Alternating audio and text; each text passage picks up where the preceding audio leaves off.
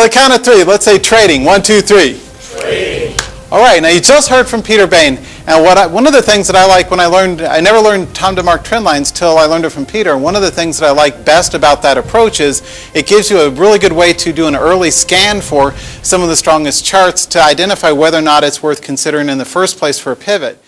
I wanted to give you kind of a step-by-step playbook on some of the different types of breakouts, and we'll flip to live charts here in just a minute. But let's start off with sharp angle breakouts. And these are always ones in which you see a sharp move, and one of the things that I like to look for is divergence on a first pattern. For example, you may see a first sharp breakout, but then it gives it right back, kind of a fake out. If you miss the pivot, it still tells you it's worth buying.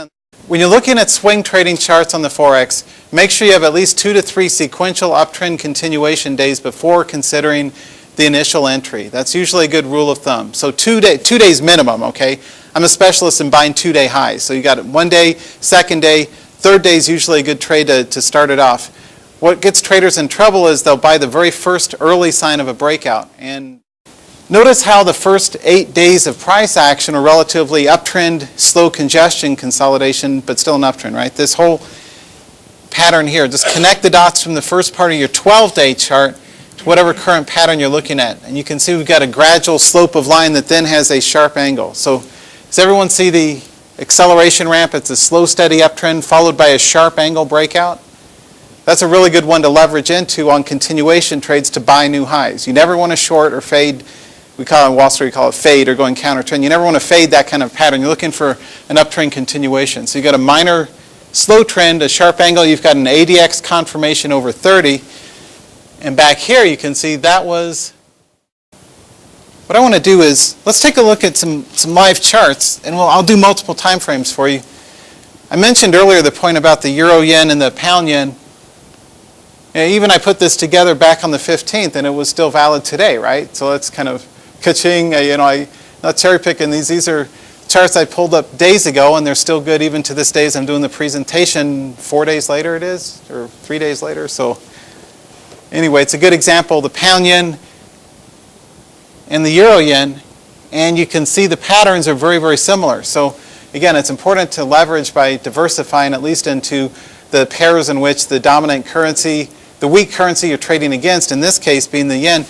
We've got the euros kicking the yen's rear, and so is the pound, and they're both doing good. So why not trade both? And that way, if you have, say, a minor false breakout in one, hopefully you still stay alive in the other. Because anybody watch Get Smart back in the 60s? Everybody on the count of three say, missed it by that much. 1, 2, 3. That much, yeah.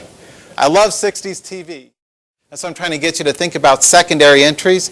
And for the balance of my presentations, I'm always going to ask you not only the first trigger, because I don't want you to give up if you get a first entry. How many of you have done that? You get into a first entry, you take a small stop, you say, screw it, I'll trade something else. And then you come back and, oh yeah, it ran up. Well, gee, that's great. That doesn't help me. There's no money in my account from that. So what I learned was, it's not the first trigger, but it's the second ones that then catch and run that you make most of your money as a trader. So, and you have my word, that's the right way to trade. It's throw a lot of small darts at the market, take a lot of small stops. It's the in-the-money trades that you correctly position, size, or scale into that make the vast majority. And what I encourage you to do throughout the session is take bits and pieces of what we do and pull together, cobble together the top 2 or 3 patterns and develop your own trading plan based on the best of what Peter and I teach you. And then test it out and find your path in terms of applying these strategies on a time interval and with the signals that make sense for you. But anyway, the Aussie dollar, that's a good wide range candle breakout. Again, this is a big wide candle that's bigger than any of the previous candles. That's the first sign that it was going to break out. You had 2 red candles and then a continuation on a cut pattern high. And again, here's another good example. It goes over here, there's a wide range candle, another wide range candle, and that's an earlier chart we looked at, but that's another good example of wide range candle breakouts. Now I want to move on because I've got a lot to cover, and let's get at 2 candle momentum trades. And this is one I had mentioned to Craig a minute ago.